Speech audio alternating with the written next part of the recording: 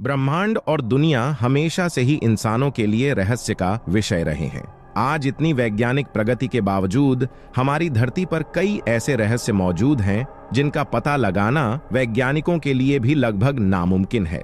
आम लोगों के मन में पृथ्वी के संबंध में अनेक प्रश्न अवश्य आते होंगे, जैसे पृथ्वी की उत्पत्ति कैसे हुई, ये दुनिया कैसे अस्तित्व में आई, पृथ्वी का जन्म कब और कैसे हुआ, पृथ्वी कैसे बनी, पृथ्वी की संरचना कैसे हुई। इस तरह के सवालों का जवाब जानने के लिए हर कोई उत्सुक रहता है। तो चलिए आज के इस वीडियो में हम इससे जुड़े सब कुछ बताने का प्रयास करेंगे। Let's learn something interesting.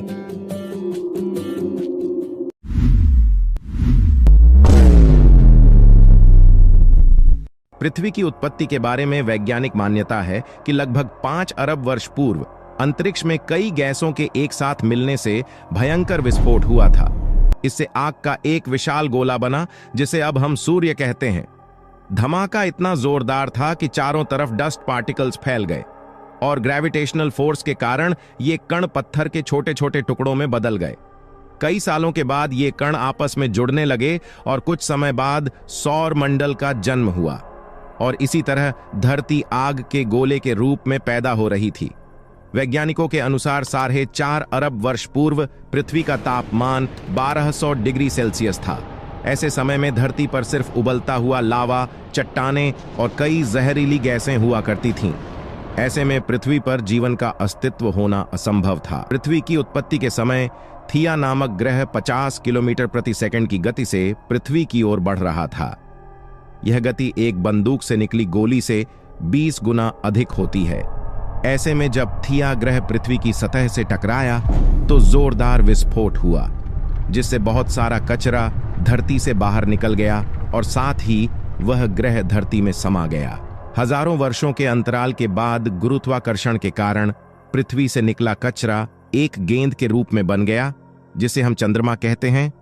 इस प्रकार चंद्रमा की जन्म हुई। पृथ्वी की उत्पत्ति के बाद अंतरिक्ष में बची शेष चट्टानें पृथ्वी पर गिरने लगी। इन चट्टानों में अजीब प्रकार के क्रिस्टल होते थे जिन्हें आज हम नमक के रूप में इस्तेमाल करते हैं। आपको जानकर हैरानी होगी कि इन चट्टानों के अंदर मौजूद नमक से समुद्र का पानी बनता है। वैज्ञानिकों के अनुसार ये चट्टानें करीब 20 करोड़ साल तक धरती पर गिरती रहीं, जिससे धरती ने समुद्र के रूप में ढेर सारा पानी इकट्ठा कर लिया। इतने पानी के लगातार जमा होने से धरती की सतह ठंडी होने लगी और चट्टानें सख्त हो गईं, लेकिन लावा अभी भी उसी रूप में पृथ्वी के आंतरिक भाग में मौजूद था और सतह का तापमान 70 से 80 डिग्री सेल्सियस तक पहुंच गया था। पृथ्वी पर जो जल है वो लाखों वर्ष पूर्व का है। उस समय चंद्रमा पृथ्वी के बहुत निकट था, जिससे गुरुत्वाकर्षण बल के कारण पृथ्वी पर तूफान आते रहते थे। परंतु एक लंबे अंतराल के बाद चंद्रमा और पृथ्वी के बीच दूरी बढ़ने के कारण पृथ्वी पर तूफान शांत होने लगे। धरती पर 3.8 अरब साल पहले पानी की उत्पत्ति हुई थी।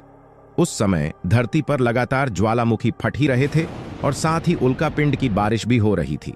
उल्कापिंड के माध्यम से पानी और नमक के साथ साथ अन्य पदार्थ भी पृथ्वी पर आ रहे थे।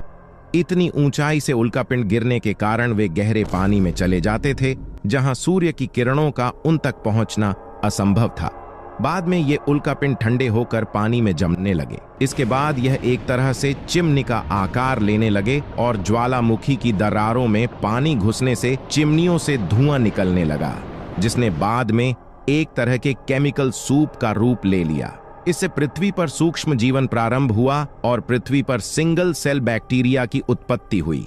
पृथ्वी की उत्पत्ति के समय जब समुद्र की निचली सतह पर पौधे और पत्तियां उग रही थीं और उन पर जीवित जीवाणु उत्पन्न हो रहे थे, जिसे वैज्ञानिक भाषा में स्ट्रोमेटोलाइट कहते हैं। ये अपना भोजन सूर्य की किरणों से बनाते हैं और इस प्रक्रिया को फोटोसिंथेसिस कहते हैं।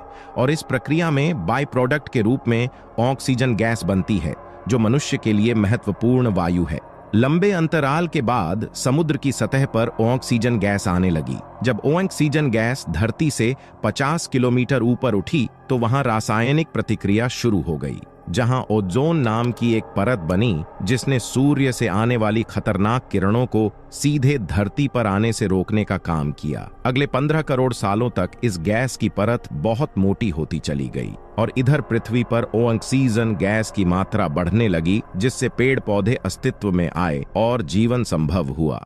हमने पूरी कोशिश की आपको समझाने की। उम्मीद है कि आपको इस वीडियो में सब कुछ समझ आ गया होगा।